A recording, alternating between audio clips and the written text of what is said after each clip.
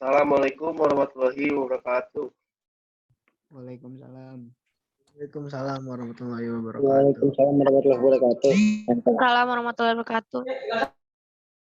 Kami dari kelompok 10 dengan judul materi kesehatan reproduksi.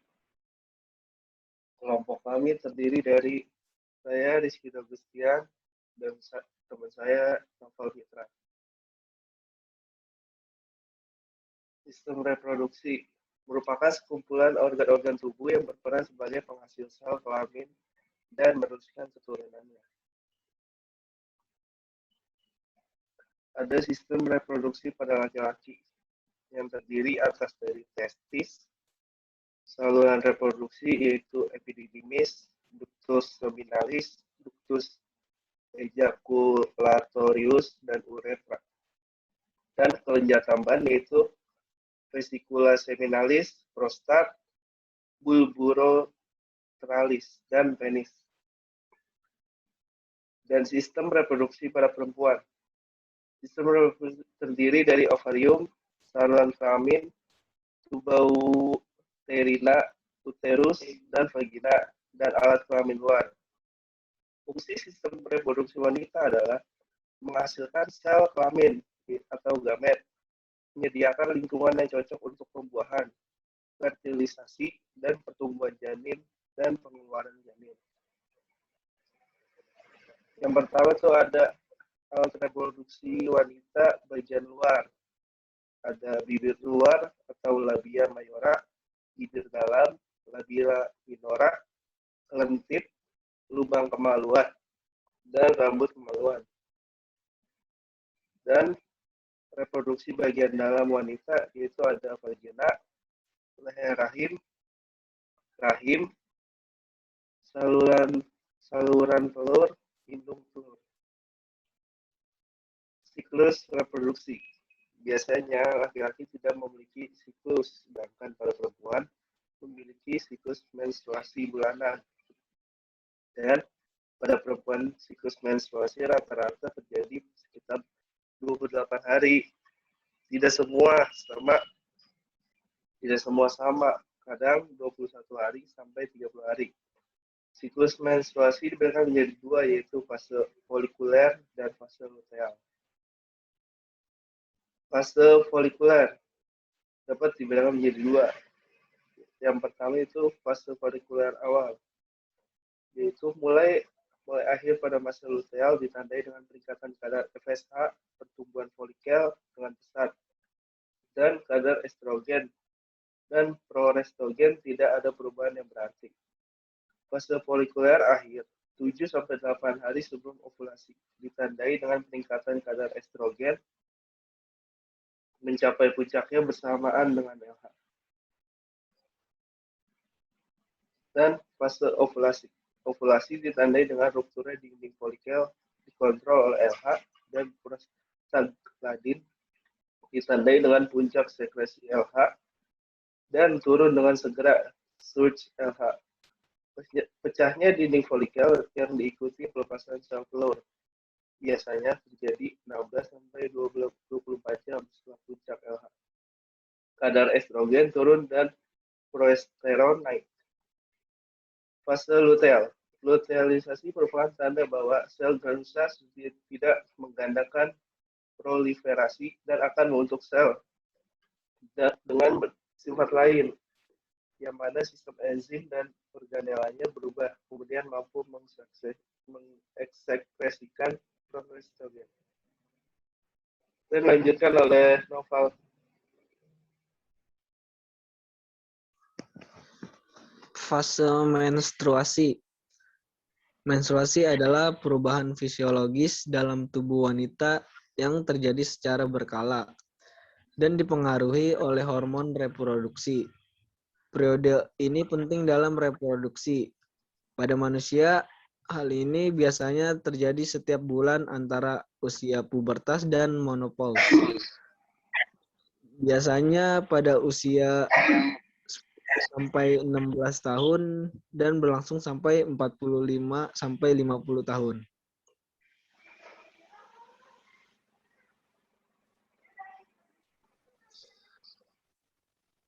kelainan menstruasi amenorrhea.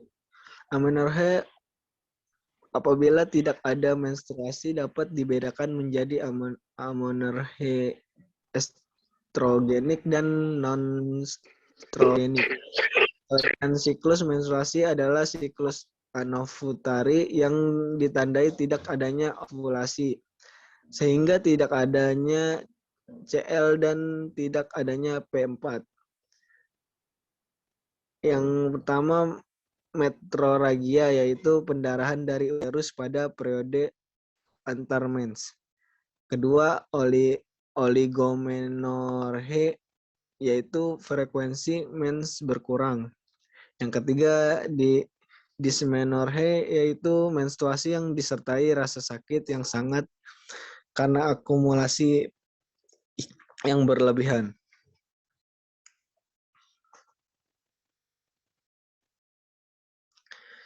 Kemudian hormon-hormon reproduksi wanita. Hormon adalah zat kimia yang diproduksi oleh kelenjar endokrin yang mempunyai efek tertentu pada aktivitas organ-organ lain.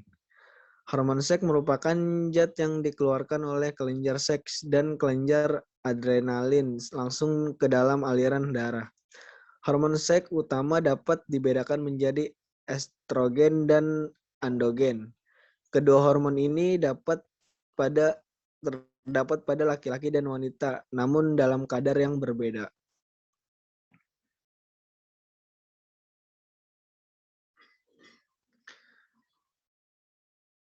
Estrogen. Estrogen adalah hormon seks yang umumnya diproduksi oleh induktor yang merangsang pertumbuhan organ seks anak perempuan. Sehingga payudara dan rambut kelamin. Estrogen juga mengatur siklus menstruasi.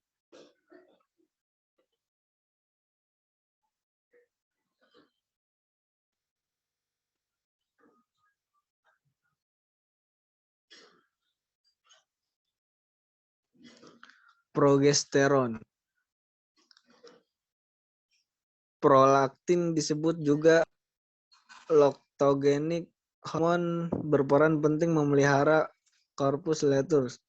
Inisiasi luteinisasi sel granulosa merangsang pertumbuhan kelenjar mama. PRL berperan meningkatkan progesteron dan menghambat estrogen.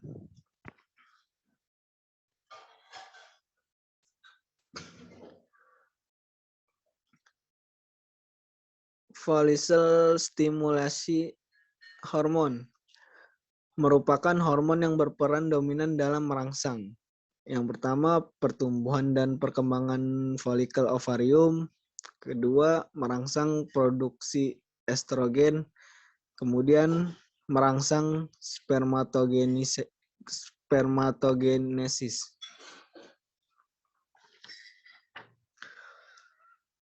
Luteinizing hormon. Luteinizing hormon berperan penting untuk yang pertama, pertumbuhan finan folikel. Kedua, proses ovulasi. Lalu perubahan sel granulosa menjadi corpus luteum.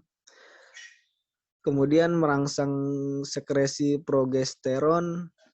Dan yang terakhir, merangsang produksi androgen.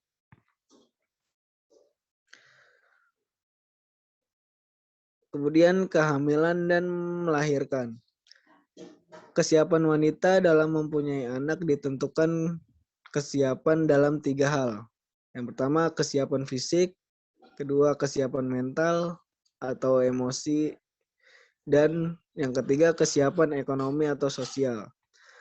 Wanita dikatakan siap secara fisik jika telah menyelesaikan pertumbuhan tubuhnya, yaitu sekitar 20 tahun. Assalamualaikum.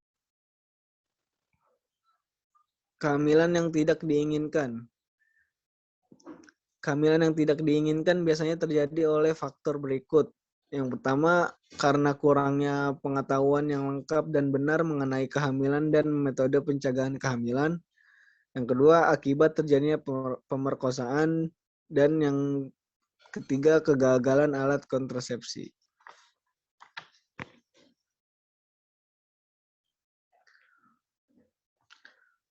Tumbuh kembang remaja. Masa remaja adalah suatu tahap antara masa kanak-kanak menuju dewasa, merujuk pada masa pubertas sampai tercapainya kematangan biasanya umur 14 bagi laki-laki dan 12 tahun bagi perempuan. Perubahan tersebut meliputi perubahan fisik, baik yang bisa dilihat dari luar maupun tidak kelihatan. Pada masa remaja juga terjadi perubahan-perubahan emosi, pikiran, lingkungan, dan tanggung jawab yang dihadapi.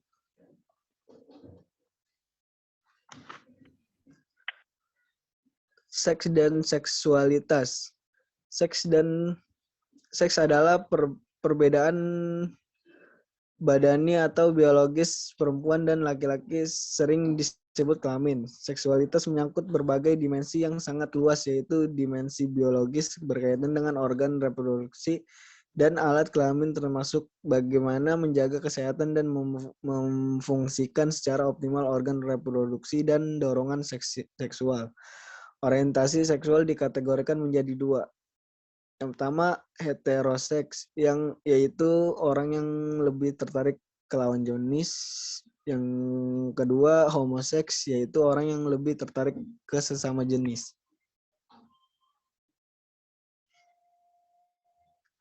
Kemudian akan dibacakan oleh Saudara Rizky Dwi Agustin.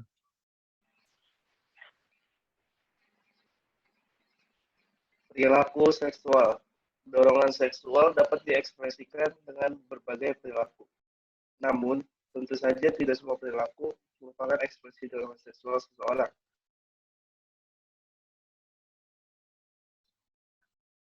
Ekspresi dorongan seksual atau perilaku seksual ada aman dan tidak.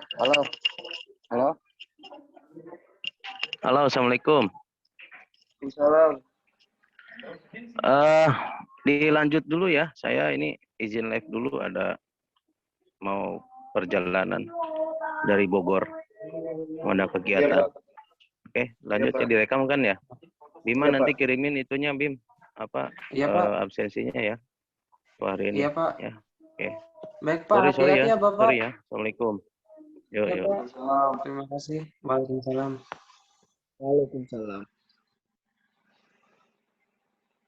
Ekspresi dorongan seksual atau perilaku seksual ada aman dan tidak, baik secara fisik, psikis, maupun sosial. Bentuk perilaku seksual bermacam-macam, mulai dari bergandengan, berpelukan, bercumbu, sampai berhubungan badan. Yang pertama yaitu masturbasi.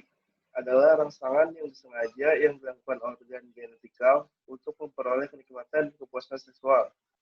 Masturbasi biasanya dilakukan dengan menggosok, meraba, menyentuh bagian tubuh yang peka sehingga menimbulkan rasa kepuasan seksual.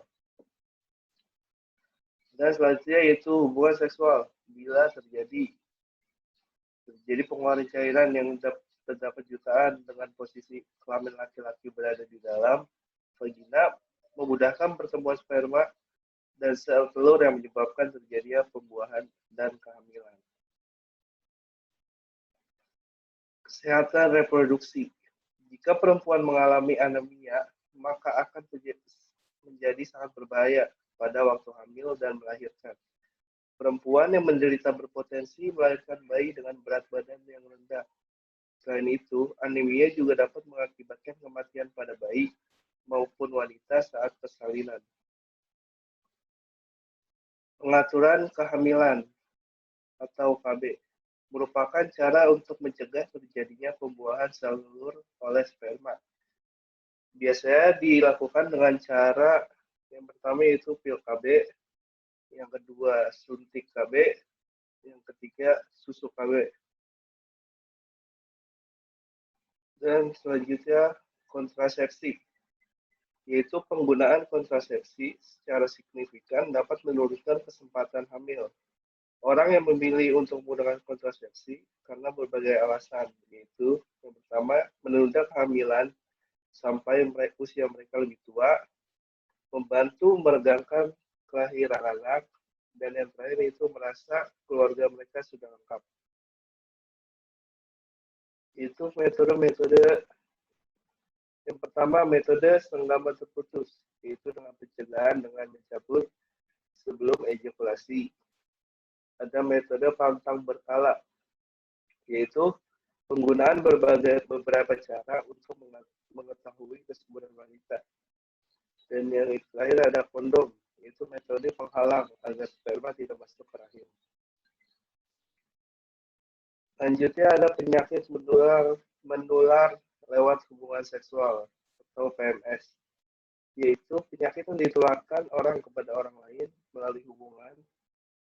Seseorang berisiko tinggi terkena PMS bila melakukan hubungan dengan berganti-ganti pasangan, oral maupun anal.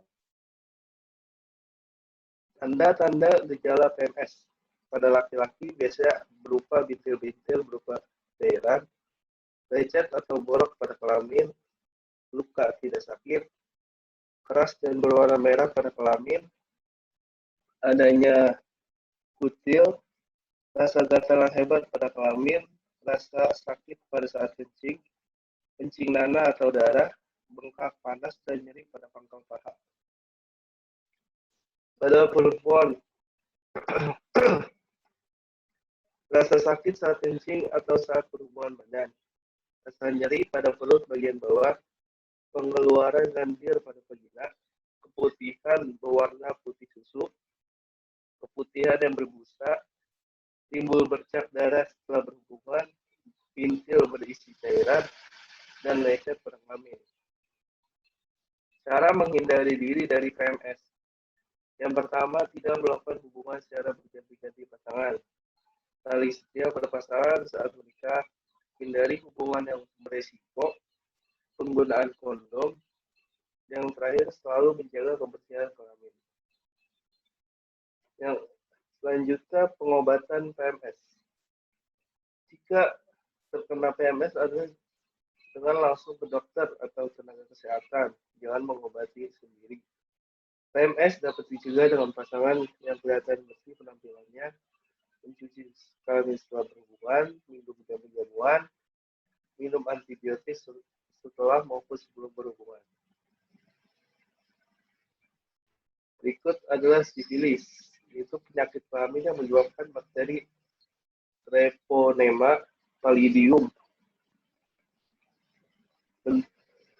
Bentuknya sangat kecil. Bakteri tersebut pada umumnya hidup mukosa, rektum, dan mulut hangat. Sifilis dibagi menjadi 4, yaitu sifilis primer, sekunder, dan lanjut, laten dan lanjut. Yang B itu trichomoniasis, penyakit infeksi protozoa yang disebabkan oleh Trichomonas vaginalis, biasanya ditularkan saat berhubungan.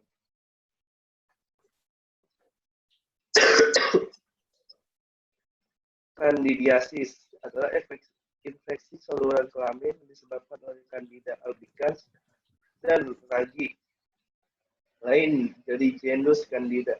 Infeksi biasa bersifat lokal selain pada vagina, juga pada hidung, mulut, tenggorokan, usus, dan kulit. Selanjutnya, gonore, penyakit menular seksual yang disebabkan oleh kuman Neisseria gonorrhea yang menginfeksi lapisan uretra, leher rahim, rektum, dan tenggorokan maupun peti mata. Dan yang terakhir yaitu HIV atau AIDS. Penyakit ini masih diperdebatkan, tetapi sekarang ada bukti jelas bahwa AIDS disebabkan oleh virus bernama HIV. Tanda dan gejala HIV/AIDS. Yang pertama, penurunan badan, berat badan, batuk yang kronik, demam yang berkepanjangan, pembekakan pada nodus limfa, keserangan herpes yang berulang, kandidiasi di mulut dan tekak. Cara menghindari HIV dan atau AIDS. Lebih aman dengan pasangan tetap, hindari hubungan di luar nikah, menggunakan kondom jika berhubungan berisiko, sedapat mungkin menghindari transfusi darah yang tidak jelas asalnya. Baik, sekian dari presentasi saya. Ada pertanyaan?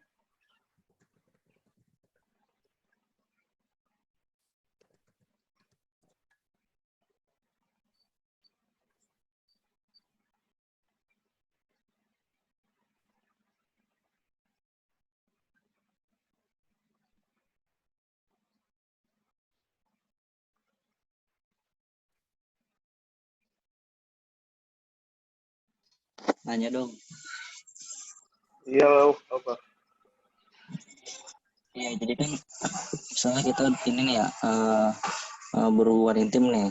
Misalnya kita kan nggak tahu nih kalau misalnya si ceweknya itu apa namanya kayak HIV atau AIDS kan. Kita cara mengetahui dia HIV atau AIDS gimana?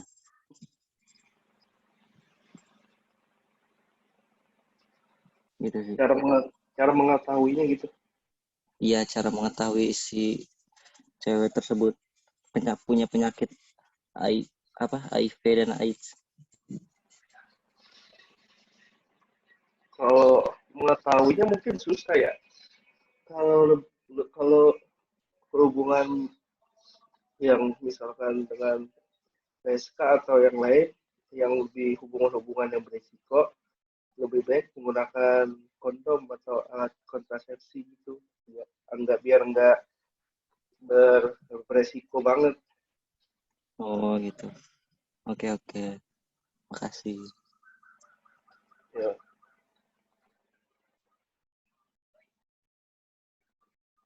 Selanjutnya ada pertanyaan dari yang lain mungkin.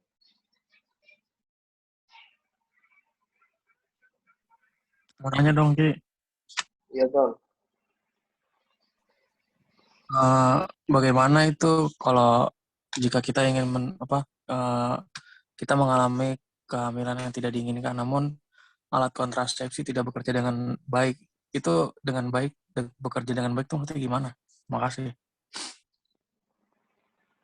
Mungkin robek atau rusak gitu kadaluarsa mungkin. Jadinya tidak bekerja dengan baik alat kontrasepsinya.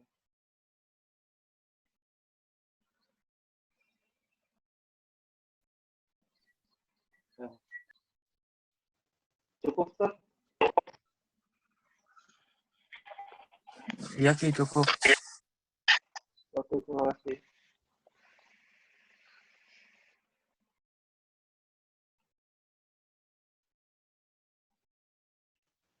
Lagi yang ingin bertanya?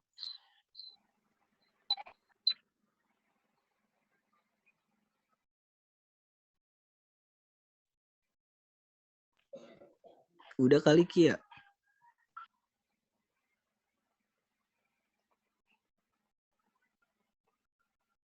Oke, bila sudah tidak ada pertanyaan,